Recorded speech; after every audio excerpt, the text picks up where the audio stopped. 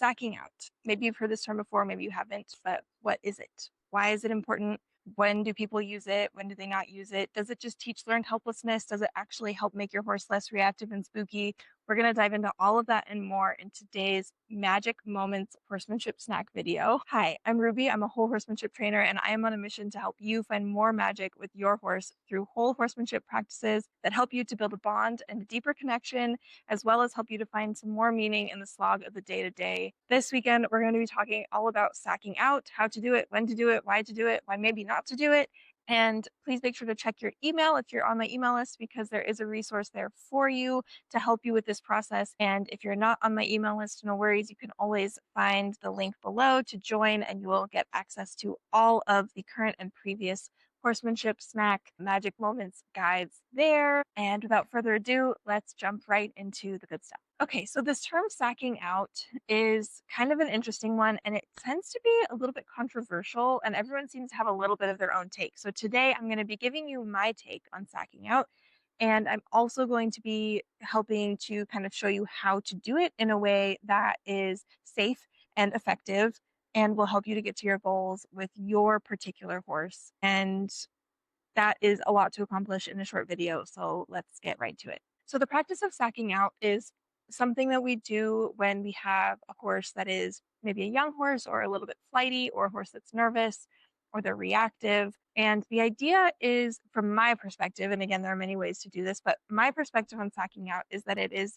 a way of teaching a horse how to handle pressure. It's giving them tools that they can use when they feel nervous or unsure about something, so that they can remain calm and curious and look to you for support instead of reacting and becoming spooky. So the reason I think that sacking out can be a little bit controversial in some situations is because some people really use it to sort of teach this kind of learned helplessness situation where horses are put under immense pressure, and the pressure continues until the horse has no reaction at all, and then the pressure comes off. And that teaches the horse to just sort of ignore the scary thing, and it doesn't actually really give them any tools for what to do when something scary happens unexpectedly.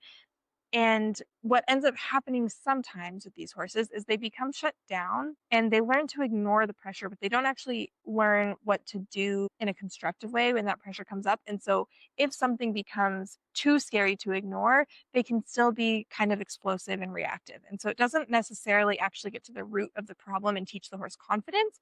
It actually really just teaches them to ignore a scary thing. And that doesn't really always work in the real world. So my perspective on sacking out is that we can use it as a method of teaching a horse how to react and what to do when they get themselves into a scary situation, or when something scary kind of pops up unexpectedly, so that they can remain calm, use their brain, and not go to fight or flight, which is really hard for a horse to do. And so this process takes some time, and it's not something that happens overnight or quickly in just one session.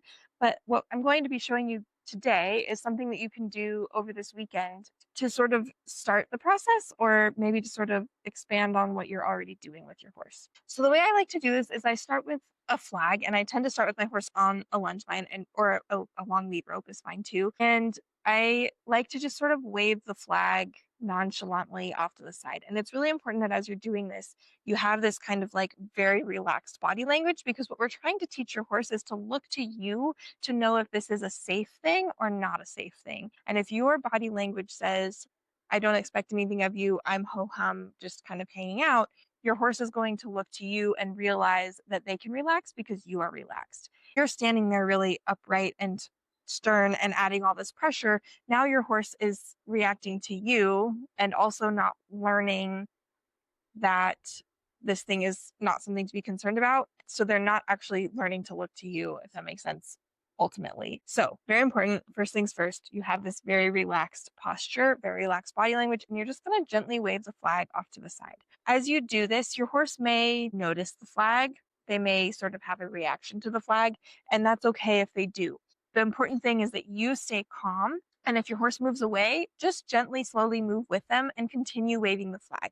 As soon as your horse stops and shows some sign that they're actually thinking and processing what's happening, so they're licking their lips, they're taking a deep breath out, they're looking to you, any of those things are the time that you take the pressure off.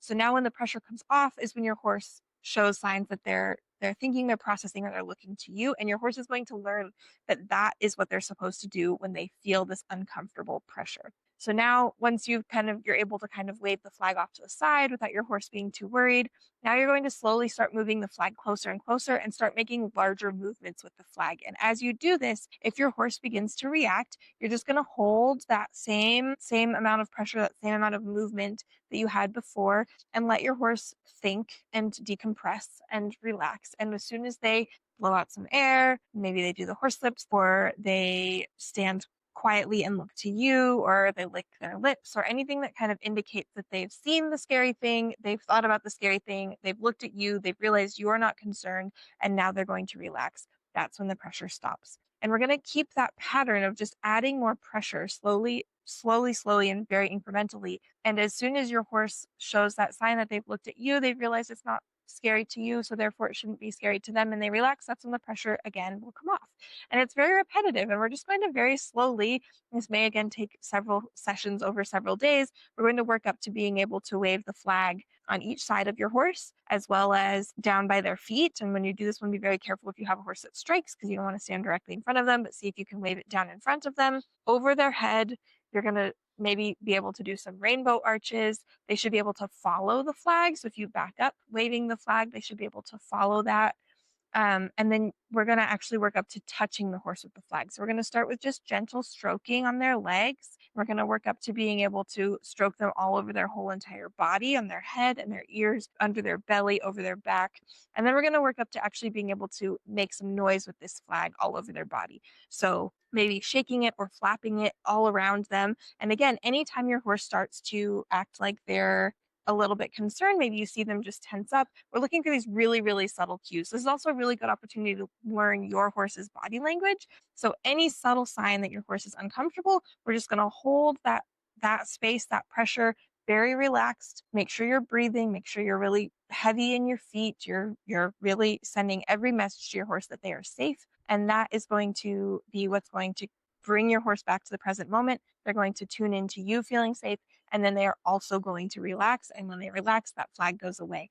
So what you're teaching your horse over this process, and again, we're doing this in little bits and over several days potentially, but what you're teaching your horse is that when they encounter something unexpected and scary in the world, that you are their safe place, and you are the person that's going to protect them and is going to tell them if that thing is actually a scary thing, or if it's just something that they can relax and be calm around. And once they look to you for that information, they'll be able to walk away slowly from that scary object. So once you've had your horse sacked out with the flag, you might decide to add in a different scary object like an umbrella or a tarp or a rain slicker or something else that maybe causes a little bit of a different reaction in your horse, with the hope that eventually, because horses don't generalize very well, but eventually your horse will develop this skill set of looking at a new object that is scary initially, and then looking at you and building their trust and confidence. This is going to be huge for